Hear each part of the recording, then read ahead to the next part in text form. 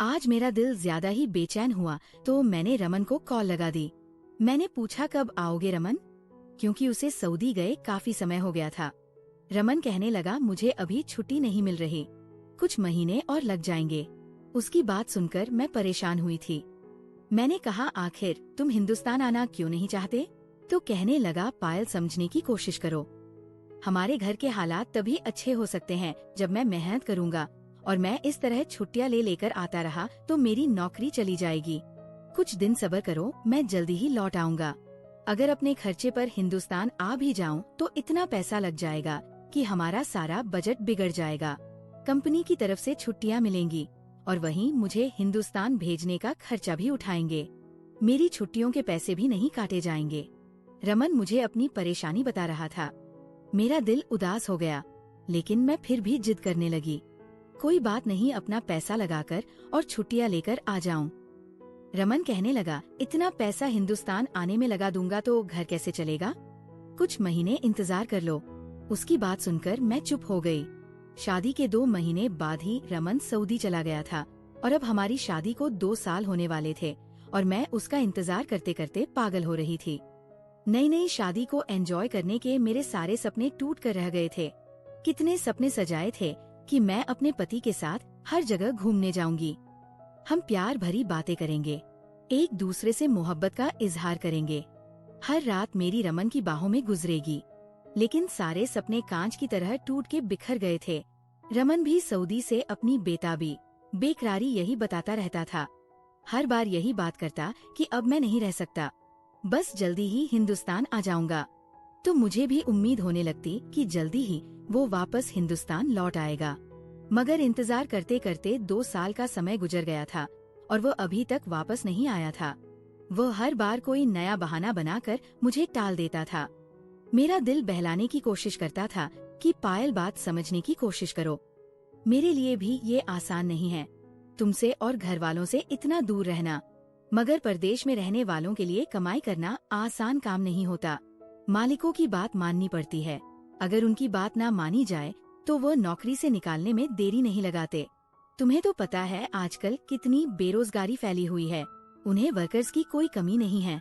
मुझे निकाल देंगे तो उन्हें कोई दूसरा वर्कर मिल जाएगा, लेकिन मेरी तो नौकरी चली जाएगी। तुम खुद ही सोचो, फिर हमारा घर कैसे चलेगा? जब छुट्टी न मिले तो कैसे आऊं? मैं तो शादी के बाद से रमन से अलग ही रह रही थी। जैसे तैसे अपने दिल को समझाकर समय काट रही थी। जैसे जैसे समय गुजर रहा था, मेरे लिए अपने पति के बगैर रहना और भी ज्यादा मुश्किल होता जा रहा था। हालांकि मेरी और रमन की अरेंज मैरिज हुई थी, लेकिन फिर भी मेरे सारे जज्बात मेरे पति रमन के लिए ही थे। और 2 महीने में जो प्यार रमन ने मुझे दिया था, मैं तो उसकी मोहब्बत की दीवानी हो चुकी थी।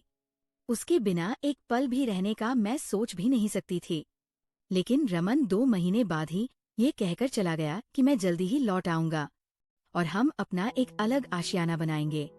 ससुराल वालों की सेवा कर कर के अब मेरा दिल भर चुका था। अगर दिल अंदर से खुश हो तो ससुराल की सेवा करने में भी मजा आता है, लेकिन न पति मेरे साथ था और न ही उसकी मोहब्बत। मैं बेकार में उनकी सेवा कर कर के नौकरानी बनी बैठी थी। कभी कभी अपनी माँ के घर जाकर अपने माँ बाप से भी लड़ जाती कि ये कैसी शादी है जिसमें पति साथ ही नहीं रहना चाहता। उसे बस कमाने की चिंता है, पत्नी की परवाह नहीं कि वह कैसे रह रही है। अब तो ऐसा लगता है कि मैं अब तक कुंवारी हूँ। मेरा पति भी दूर बैठा मेरे लिए उदास होता था, लेकिन उसके उदास होने से और मेरे परवाह करने से क्या फायदा, जब वह मेरे करीब ही नहीं रहता था। वो मुझसे कहता कि मुझे अपनी तस्वीरें भेज दिया करो, उन्हें देखकर अपनी थकान उतार लेता हूँ। कभी वीडियो कॉल करता तो मैं रमन को देखकर रोने लगती थी।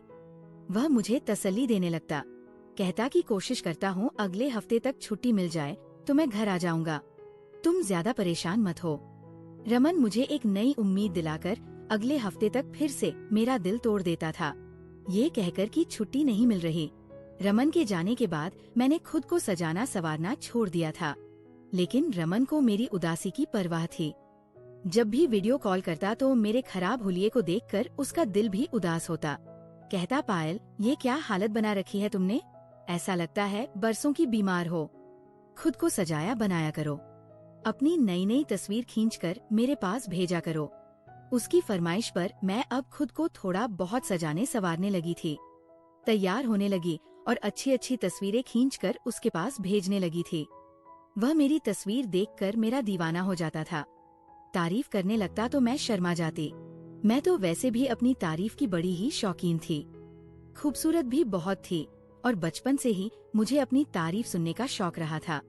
जब रमन मेरी तारीफ करता तो मैं अपने सारे दुखों को भूल जाती।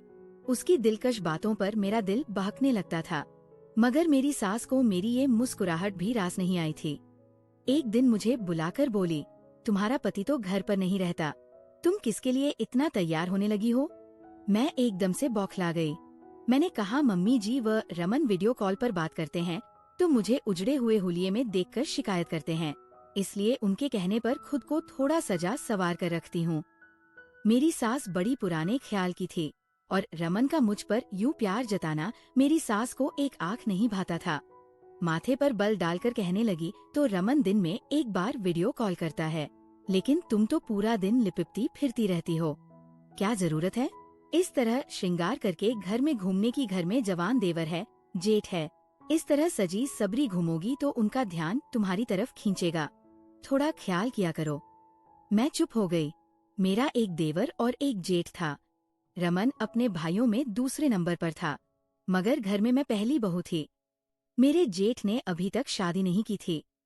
साहस ने बताया कि वह औरतों से बहुत नफरत करता है। उसकी मंगनी हुई थी, मगर उसने शादी से कुछ समय पहले ही अपनी मंगेतर से मंगनी तोड़ दी थी। मुझे ये बात अजीब लगी थी, मगर मैंने ज्यादा ध्यान नहीं दिया था। मेरी अपनी समस्याएं क्या कम थी जो मैं जेठ के मामलों में टांग घुसाती।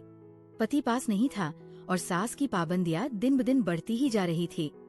जब से सास ने तैयार होने से रोका था, मेरा मूड अब और भी खराब रहने लगा था।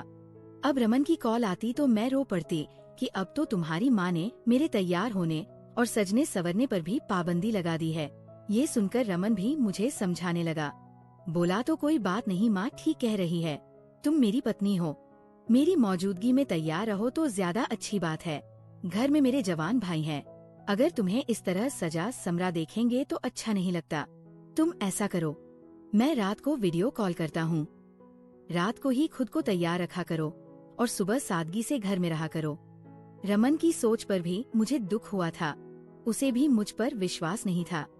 मैं हल्का फुल्का मेकअप भी करती तो मेरी सास मुझे टोकने लगी थी। मैं बहुत खूबसूरत लड़की थी, मेकअप करती तो और भी ज्यादा निखर जाती थी। और ये सच भी था। मेरे देवर और मेरे जेठ की नजर मेरी तरफ उठ ही जाती थी और मेरी सास को भी ये डर था कि कहीं पति की गैर मौजूदगी में मैं भाग ना जाऊं, क्योंकि मैं भी जवान लड़की थी। नई नई शादी हुई थी। एक नेचुरल सी इच्छा होती है शादी के बाद लड़की का अपने पति के साथ रहना, और जब पति की इच्छाओं को पूरा ना कर पाए तो पत्नी इधर उधर भाग सकती है। और शायद यही डर मेरी सास को बैठा हुआ था। मैं फैंसी साड़ी पहनती तो मेरी सास मुझे फौरन रोक देती, कहती, इस तरह की साड़ी पहनने की क्या जरूरत है, फुल ब्लाउज पहना करो, सर पर पल्लू डाला करो, और कोई जरूरत नहीं है इतना फुर्ती में काम करने की। घर में जवान लड़के रहते हैं और तुम्हें बिल्कुल भी परवाह नहीं है। तुम्हारी लापरवाही तुम्हें एक दिन नुकसान में डाल देगी। तुम्हारी शादी हो गई है तो ये मतलब नहीं कि तुम जो मर्जी चाहे करती फिरो। शादीशुदा लड़के को भी सावधान रहना चाहिए। शादी का मतलब ये नहीं होता कि लापरवाही से रहना शुरू कर दो। मैं परेशान हो जाती थी। मुझे तो शादी से पहले ही सज-धज कर रहने का शौक था। मैं खूबसूरत थी, खुद को वना संवार कर रखती थी। अब शादी के बाद सास मना करने लगी। पति को शिकायत लगाती हूँ तो वह भी कहते हैं कि मम्मी जी ठीक कहती है। तो मैं रमन को कहती कि मुझे मायके में रहने की अनुमति दे दो ताकि मैं खुलकर जी सकूं। लेकिन रमन इस बात पर भी राजी नहीं होता था। कहता, मेरे खानदान वाले उल्टे मिजाज के लोग हैं, अगर तुम मायके में जाकर बैठ गई तो वो और भी बातें बनाएंगे कि पति परदेश में पड़ा है और पत्नी मायके में जाकर अय्याशी कर रही है। तुम मेरी पत्नी हो और मेरे घर पर मेरी माँ के साथ रहो, मेरी माँ का ध्यान रखो। मैं तो उदास सी हो गई थी। अजीब रूखी फीकी सी जिंदगी गुजार रही थी। अजीब से लोग थे, ना उल्टे लिए जाते थे न सीधे। सच सवर कर मैं थोड़ा बदलने की कोशिश करती तो मेरी सास को पसंद न आता। मायके जाने की बात करती तो रमन को पसंद नहीं था। मैं बिल्कुल कैद होकर रह गई थी। मुझे ये सब बुरा लगता था। पति से मोहब्बत थी, क्योंकि वो था ही मोहब्बत करने लायक। बेहद खूबसूरत, हैंडसम, नौजवान लड़का था, मगर उसके घरवालों से मुझे बहुत उलझन होती थी।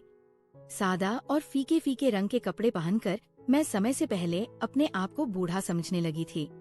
मुझे लगता है कि मेरी सास बेकार में ही मुझ पर पाबंदियां लगाती है, क्योंकि मेरा जेठ तो औरतों में दिलचस्पी नहीं रखता। अपनी मंगेतर को भी वो तलाक दे चुका था। मेरी सास ने बताया कि वह लड़की बहुत ही खूबसूरत थी। पता नहीं मेरे जेठ को लड़कियों से क्या दिक्कत थी कि मंगनी के 1 महीने बाद ही रिश्ता तोड़ लिया और दोबारा शादी नहीं की थी। मेरा देवर भी बहुत ही सादा मिजाज का लड़का था, बस अपने आप में रहने वाला। सुबह घर से निकलता तो रात को ही वापस आता और फिर ज्यादातर अपने कमरे में ही रहता था। ना कोई गैर जरूरत बात करता, ना कमरे से बाहर निकलता। वो बैठकर टाइम पास करता था, और वैसे भी उसकी भी मंगनी हो चुकी थी। मगर शादी इसलिए रुकी हुई थी क्योंकि मेरी सास उसकी शादी से पहले मेरे जेठ की शादी करना चाहती थी। क्योंकि मेरे जेठ सब भाइयों में बड़े थे और मेरी सास उसकी शादी करके इस फर्ज से भी आजाद होना चाहती थी। खानदान वाले भी उंगलियां उठाने लगे थे कि आखिर इसमें ऐसी क्या कमी है कि वो शादी नहीं कर रहा। अब तो लोग उल्टी सीधी बातें भी बनाने लगे थे कि जरूर लड़का शादी के लायक नहीं है, तभी वो शादी नहीं कर रहा। हालांकि मेरा जेठ अच्छा भला सेहतमंद था, अच्छी शकल सूरत का मालिक था। ना जाने क्यों उसे औरतों से उलझन होती थी।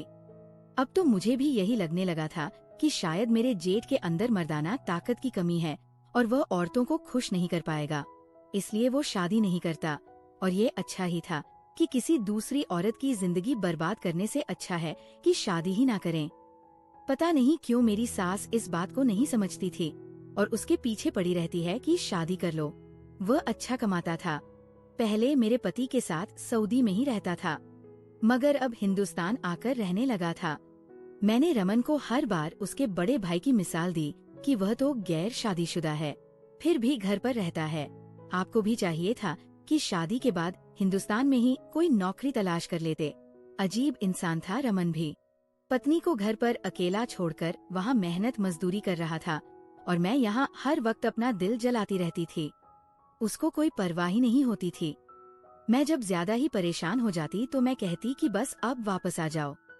मेरा सब्र जवाब देने लगा है। मेरे लड़ने पर वो मुझे फिर समझाने बैठ जाता कि थोड़ा सब्र और कर लूं, बस थोड़े से पैसे जमा कर लूं ताकि मैं हिंदुस्तान आकर कोई छोटा मोटा सा काम शुरू कर सकूं और हमें फ्यूचर में कोई परेशानी ना हो। मुझे भी ये तन्हाई काट खाने को दौड़ती है। तुम्हारी याद आती है तो रातों को नींद नहीं आती, लेकिन मैं दिल को समझा लेता हूँ कि बस कुछ ही दिन की दूरी है, फिर हम कभी जुदा नहीं होंगे। मेरे ससुराल का सिस्टम भी बड़ा ही अलग था।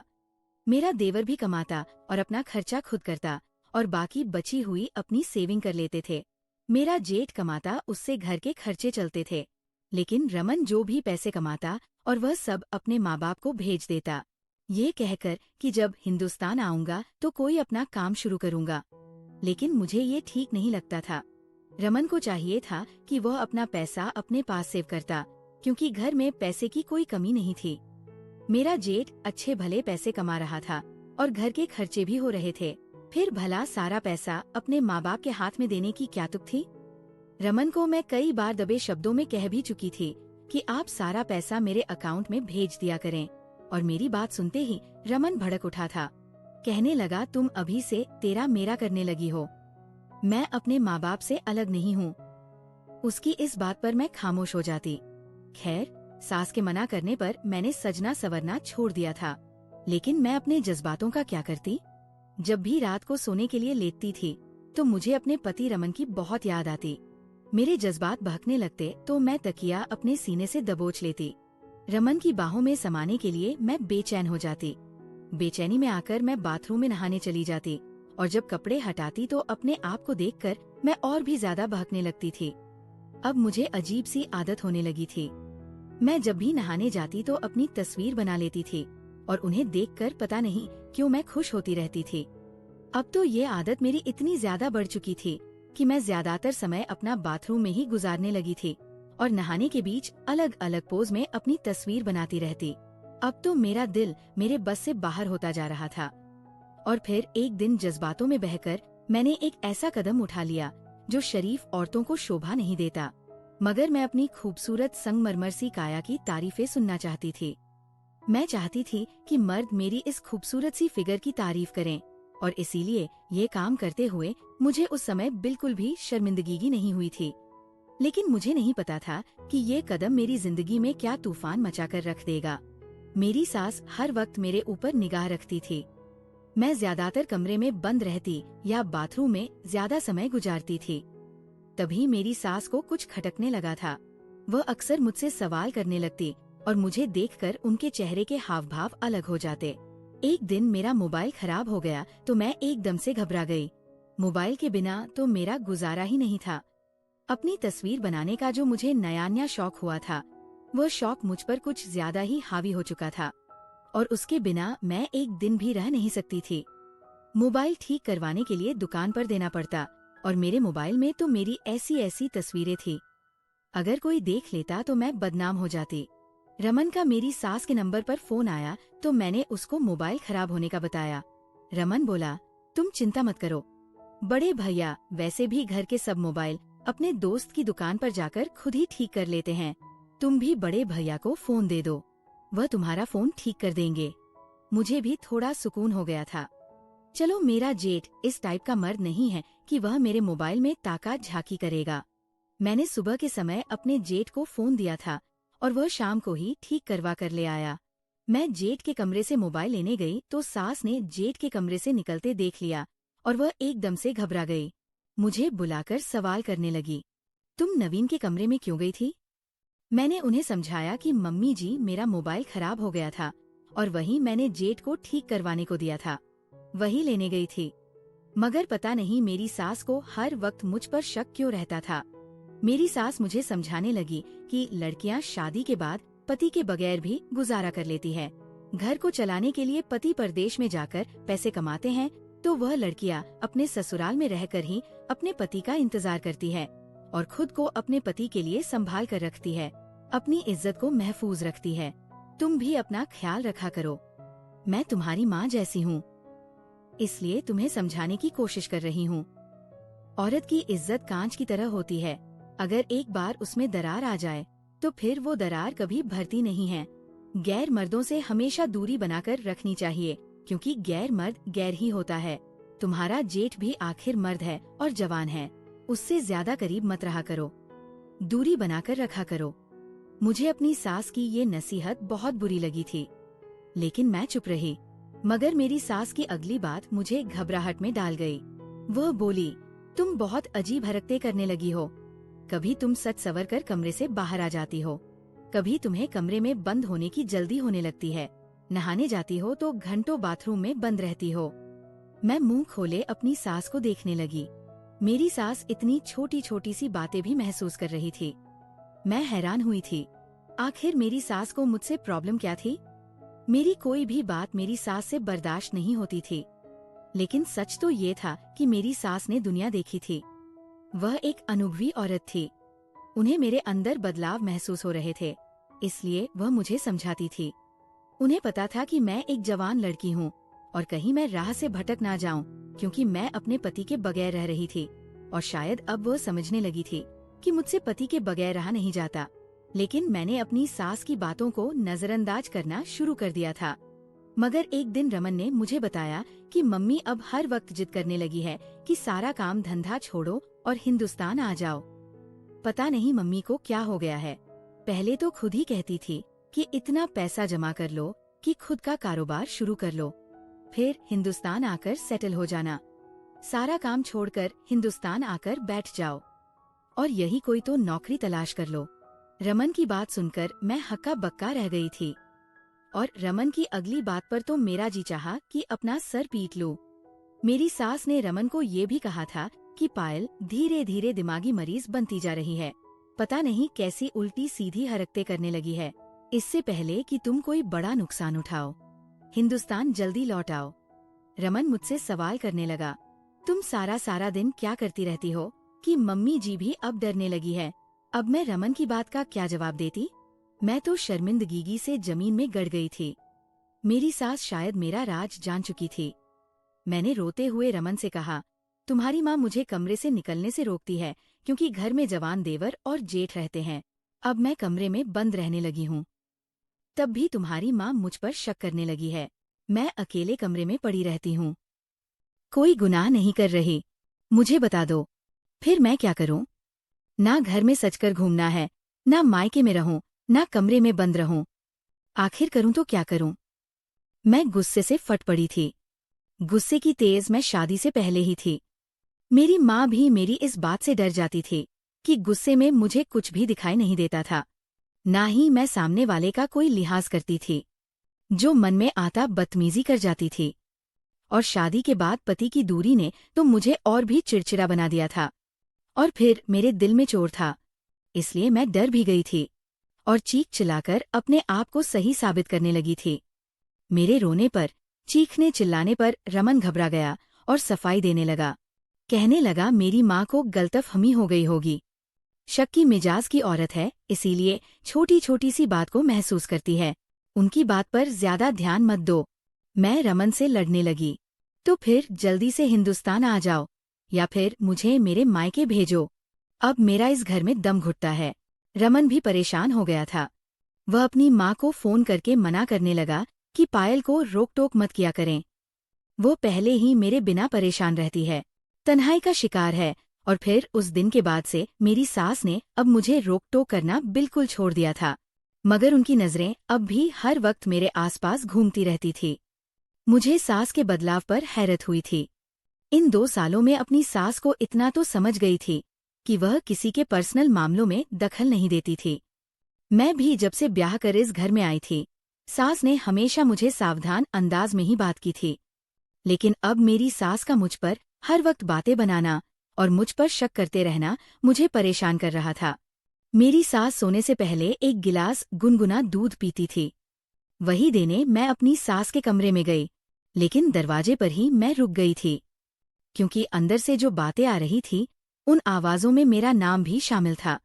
अपना नाम सुनकर ही मैं दरवाजे पर रुक गई थी। मेरा जेठ और सास कमरा बंद करके बातें कर रहे थे और जो बातें कर रहे थे वो सुनकर मेरे होश उड़ गए थे। दिल चाहा जेठ का गिरेबान पकड़ लूं। वह इतना गिरा हुआ इंसान था, लेकिन मैं बेकार का झगड़ा मोल लेना नहीं चाहती थी। अपने कमरे में आकर सर पकड़कर बैठ गई। मैं उन बातों को सोच सचकर पागल हो रही थी।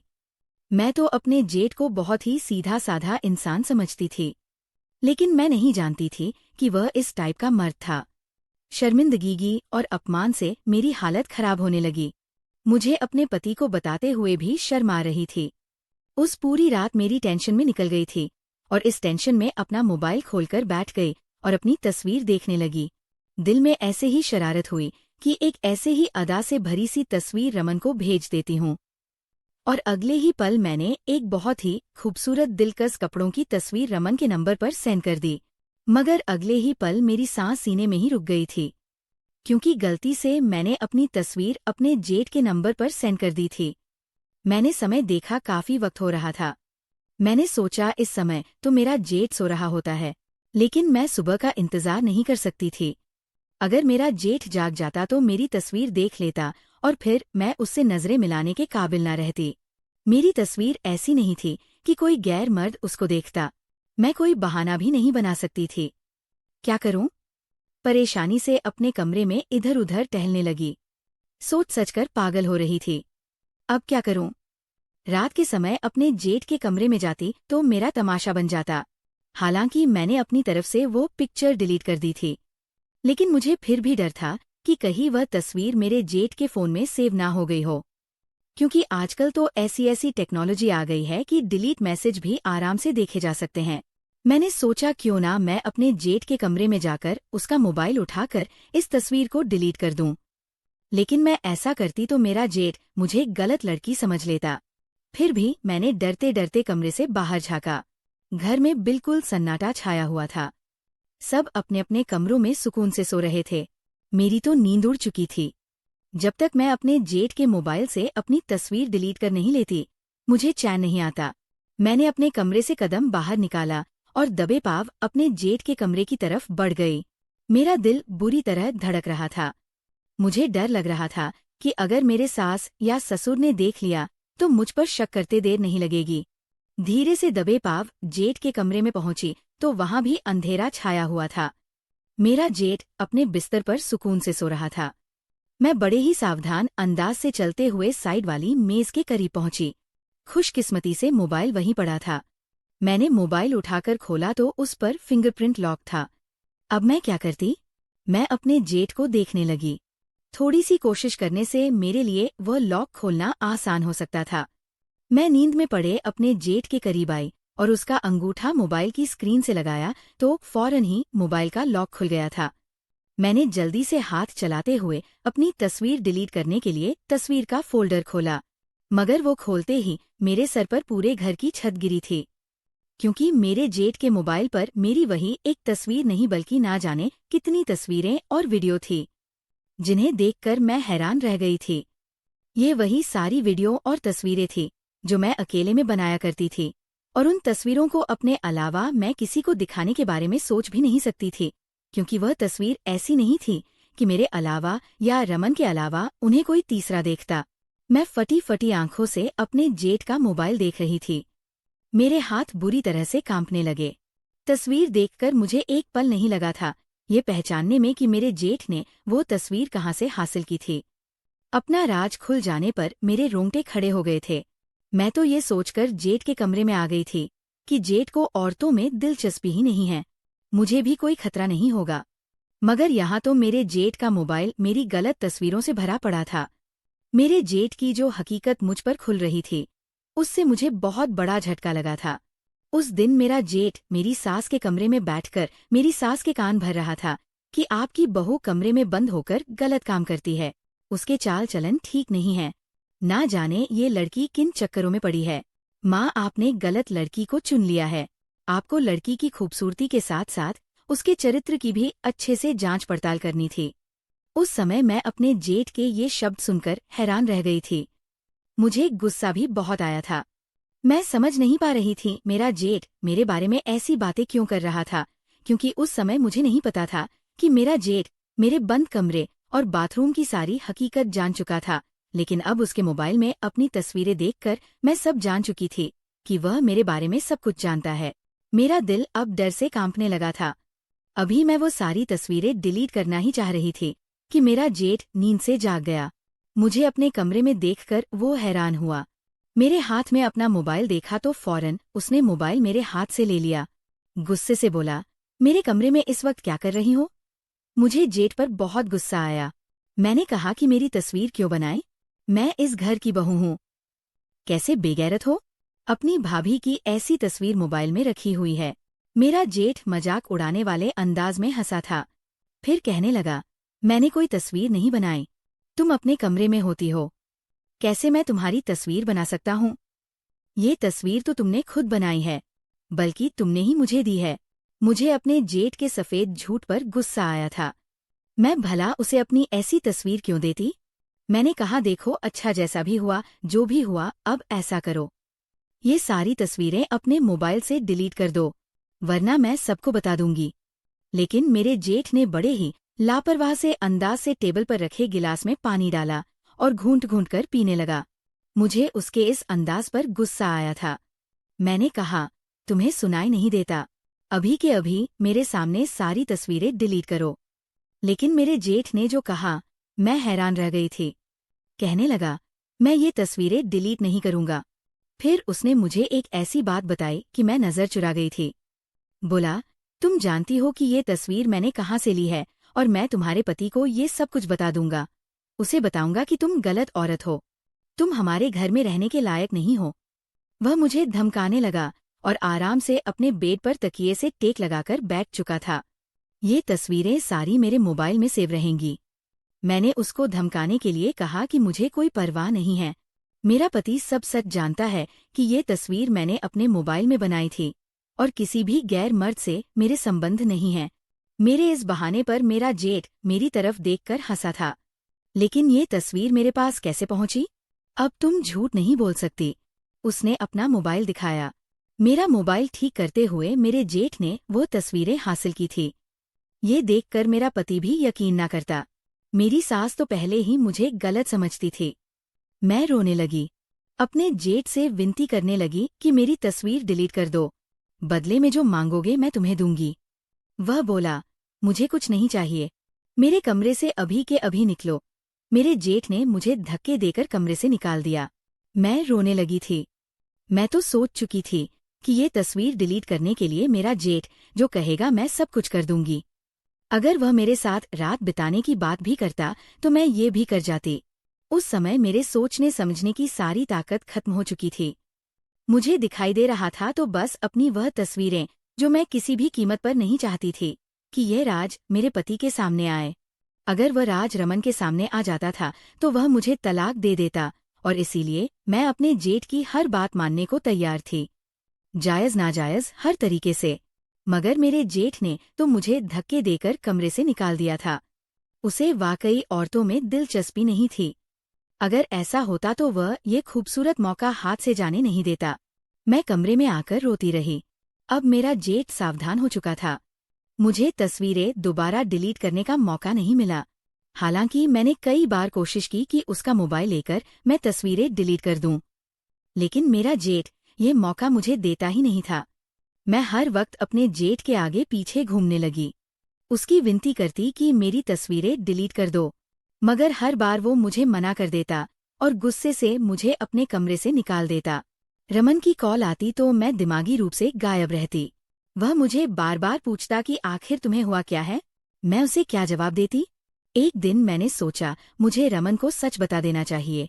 ऐसे मैं कब तक डरकर जीती रहूंगी। एक ना एक दिन तो सच्चाई रमन के सामने आनी ही थी। मेरा जेठ रमन को सब कुछ बता देता। इससे पहले मुझे अपने तरीके से ये सच्चाई उसको बता देनी चाहिए। मैंने डरते हुए रमन को बताया कि मैंने अपने मोबाइल में कुछ तस्वीरें बनाई थी। मेरी इस बात पर वो हंसा था। कहने लगा, तो क्या हुआ, तुम्हारा मोबाइल है और मोबाइल से फोटो खींचना कोई गलत बात नहीं है। मैंने डरते हुए कहा, लेकिन रमन वो तस्वीर कुछ अलग है। मेरा मतलब है मुझे ऐसी तस्वीरें नहीं खींचनी चाहिए थी। वो तस्वीरें मैंने बाथरूम में नहाते हुए बनाई थी। रमन तो ये बात सुनकर भड़क उठा था। कहने लगा, अभी के अभी वो सारी तस्वीरें डिलीट करो। शरीफ औरतों के ये काम नहीं होते। मोबाइल तो कभी भी चोरी भी हो सकता है। तुमने इस तरीके की तस्वीर अपने फोन में क्यों लगा रखी है। गलती से किसी के हाथ में आ गया तो तुम्हारी सारी तस्वीरें वायरल हो जाएंगी। हम किसी को मुंह दिखाने के काबिल नहीं रहेंगे। रमन मुझे डांट रहा था, लेकिन अभी तो मैंने रमन को सिर्फ अधूरा सच ही बताया था। पूरा सच नहीं बताया था कि मैं ये तस्वीर अपने मोबाइल में बनाती। अगर मैं ये तस्वीरें बनाने का कारण रमन को बता देती तो शायद वह अभी के अभी मुझे तलाक देकर घर से निकाल देता। अब मैं खुद को कोसने लगी। काश मुझे ये गलत लत ना लगी होती तो आज मैं इस मुश्किल का शिकार ना होती। उधर अपने जेठ को मनाती रहती, एक बार वो मेरी तस्वीरें डिलीट कर दे। आगे से मैं ऐसा काम नहीं करूंगी।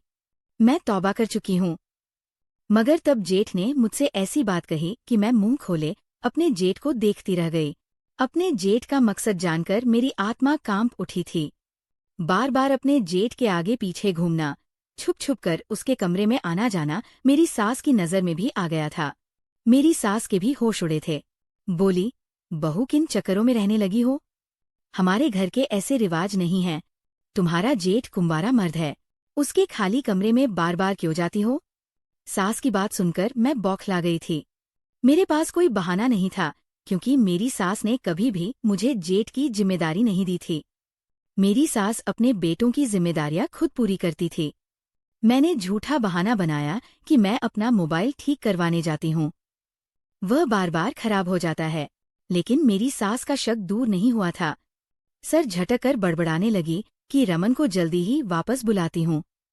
तुम्हारा चाल चलन ठीक नहीं लगता। तुम मेरे घर का माहौल खराब कर रही हो।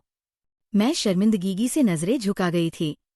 सास को क्या बताती कि मैं क्या कर चुकी थी। मेरा तो जीना हराम हो चुका था। 1 महीना गुजर गया था। अब मेरा जेठ मुझे कमरे में बुलाता और जी भरकर मुझे ब्लैकमेल करता था। हर बार मैं उसके कमरे में जाती और रोते हुए निकलती थी। पूरा महीना इसी परेशानी में गुजर गया था। मुझे जब मौका मिलता मैं अपने जेठ की विनती करती कि अब तुम मुझ पर दया करो। मुझ पर जुल्म करते करते पूरा 1 महीना हो चुका है। मैं घुट घुट कर रोती रही, कहती तुम्हें मुझ पर दया क्यों नहीं आती। मेरा जेठ नरम नहीं पड़ा था। अब सास भी मुझ पर शक करने लगी थी। और 1 महीने बाद ही रमन वापस हिंदुस्तान लौट आया। मैं अपने पति को देखकर पत्थर की बन गई थी। खुशी की बजाय मेरा दिल डर से सूख गया था। मेरा पति हंसता मुस्कुराता मेरे पास आया तो मैं डर से सफेद पड़ गई। मैं अब वैसी नहीं रही थी जैसी वह छोड़कर गया था। मेरा सच जानकर मेरा पति मुझे तलाक दे देता और यही सोचकर मेरा दिल टूटता रहता। मैंने मुश्किल से अपने आप पर काबू पाया और मुस्कुराहट सजाई थी। मेरा दिल रो रहा था। काश मैं पहले की तरह पवित्र और बेदाग रहती तो पति के आने पर मैं भी खुश हो जाती। मेरा पति मेरे लिए ढेरों सामान लेकर आया था। वो बोला, मेरे लिए भी इतना समय तुमसे दूर रहना बहुत मुश्किल था, मगर मैं तुम्हारे और अपने फ्यूचर के लिए मेहनत कर रहा था ताकि हमें कभी तंगी ना हो। वह मेरा धन्यवाद कर रहा था कि मैंने उसका इंतजार किया। मैं रमन की बात पर शर्मिंदगी से रोने लगी। मैं थक चुकी थी। खुद पर गुनाह का बोझ ला दे बैठी थी जो मुझे मेरी नजरों में गिरा गया था। मेरे रोने पर रमन परेशान हो गया। मुझसे पूछने लगा, क्या हुआ? अब तो आ गया हूँ, अब क्यों रो रही हो? मैंने झूठ बोल दिया। मैंने कहा, ये तो खुशी के आंसू है। पति के आने के बाद भी मैं अपने जेठ से अकेले में यही विनती करती थी कि मुझ पर दया करो, मुझे बर्बाद मत करो। मैं आम सी लड़की थी, गलती से पाप कर बैठी, मगर अब पछता रही हूँ। मेरा जेठ बोला कि मैं तुम्हारी सच्चाई रमन को जरूर बताऊंगा। ठीक है, अगर वो इतने बड़े दिल का मालिक हुआ और सब कुछ सच जानकर तुम्हें माफ कर देगा तो फिर मैं तुम्हारे रास्ते से हट जाऊंगा, कभी भी तुम्हारी राह में रुकावट नहीं बनूंगा। मैं एक गैर मर्द हूँ और मेरा ज़मीर इस बात की इजाजत नहीं देता कि मैं एक ऐसी औरत को अपने घर में स्वीकार करूं जो मेरे भाई के अलावा गैर मर्दों के सामने भी अपने आप को पेश करती रही हो। मगर हो सकता है मेरे भाई का दिल इतना बड़ा हो और वह तुम्हें माफ कर दे। अगर मैं उसकी जगह होता तो तुम्हें कभी भी माफ ना करता। जेठ के मुंह से ये सुनकर मैं लड़खड़ा गई थी। पहले दिन मैं जब जेठ के कमरे में गई थी, उसी रोज से वह मुझे अपमानित कर रहा था और हैरान भी कर रहा था। जब मैंने उसे वीडियो और तस्वीरें डिलीट करने के लिए बोला था, जेठ ने तभी कहा था कि अब मुझे रमन का इंतजार है, मैं उसे तुम्हारा ये कारनामा जरूर दिखाऊंगा। अगर मैं खुद मोबाइल ठीक ना करता तो मुझ पर कभी भी ये राज ना खुलता कि तुम छुप छुप कर मेरे भाई की इज्जत नीलाम करती हो। मैं अपनी इस गलती पर सर पकड़कर रोती थी। अपनी फोटो डिलीट करवाने के लिए मैंने अपने जेठ के सामने अपने आप को भी पेश कर दिया था और मेरे जेठ मेरे इस ऑफर पर हक्का बक्का रह गया था। बोला, तुम तो वाकई बहुत ही नीच लड़की हो। मैंने तो सोचा था कि तुम सिर्फ तस्वीरों तक ही सीमित रहती हो, लेकिन तुम तो अपना शरीर भी मुझे सौंपने पर राजी हो गई। अगर तुम मेरे साथ ये काम करने को तैयार हो तो तुम किसी दूसरे मर्द के साथ भी ये काम कर सकती हो। तुमने तो अपनी सारी हदें पार कर दी। तुम एक धोखेबाज और चरित्रहीन लड़की हो जो पति की गैर मौजूदगी में गैर मर्दों से सुकून हासिल करना चाहती हो। मैं इतने अपमान पर कटकर रह गई थी, मगर मेरे जेठ ने मुझे हाथ भी नहीं लगाया था, बल्कि मेरे ऑफर पर उसने गुस्से से कहा, मैं तुम जैसी औरत को छूना भी पसंद नहीं करता। मेरी मंगेतर भी बहुत ही हसीन लड़की थी। उसकी खूबसूरती देखकर हर कोई उसका दीवाना हो जाता था। मैं भी हो गया था। मैं भी उससे प्यार कर बैठा था, लेकिन मैंने उससे मंगनी तोड़ दी थी। जानती हो क्यों? क्योंकि वह लूज कैरेक्टर लड़की थी। उसके दूसरे मर्दों के साथ भी संबंध थे। मुझे तब से ही औरतों से सख्त नफरत है। क्या हम भाइयों के नसीब में ऐसी ही औरतें रह गई थी? मैं अपने भाई के घर में ऐसी चरित्रहीन औरत बिल्कुल भी बर्दाश्त नहीं करूंगा। मेरा भाई वहां पर विदेश में तुम्हारे ऐशो आराम के लिए मारा मारा फिर रहा है और तुम यहाँ उसकी इज्जत खराब कर रही हो। जेठ ने मेरे पास कोई रास्ता नहीं छोड़ा था।